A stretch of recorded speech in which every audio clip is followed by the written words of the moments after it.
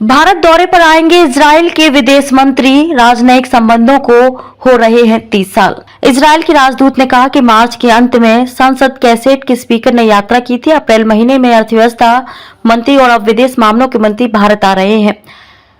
Israel के विदेश मंत्री एली कोहेन भारत दौरे पर नई दिल्ली आएंगे। दोनों देशों के बीच राजनयिक संबंधों को 30 साल हो रहे हैं।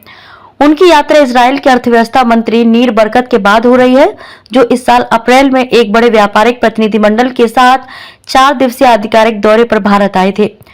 यरूशलेम के पूर्व मेयर ने दिल्ली और मुंबई का दौरा किया था। मार्च के अंत में इजरायली नेसेट स्पीकर आमिर ओहाना ने भी भारत की आधिकारिक यात्रा की, जिन्होंने इजरायली और भारत की संसदों के बीच पहले सहयोग और सूचना समझौते के आदान प्रदान पर एक समझौता ज्ञापन पर हस्ताक्षर किए थे।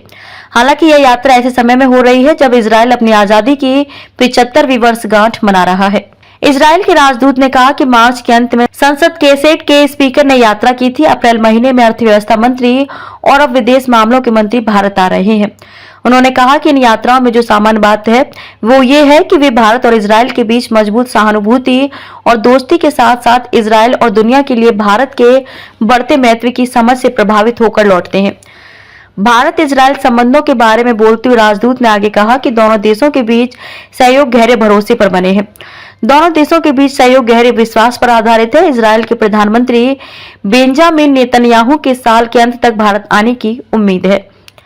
राजदूत नाओर गिलोन ने कहा कि हम अद्भुत सहयोग का एक उदाहरण लेते हैं तो अपने वाणिज्यिक संबंधों को देखते हैं। हमने 30 वर्षों के लिए पूर्ण राजनयिक संबंध शुरू किए और जल्द ही इन संबंधों को और भी ऊंचाई तक विकसित करेंगे।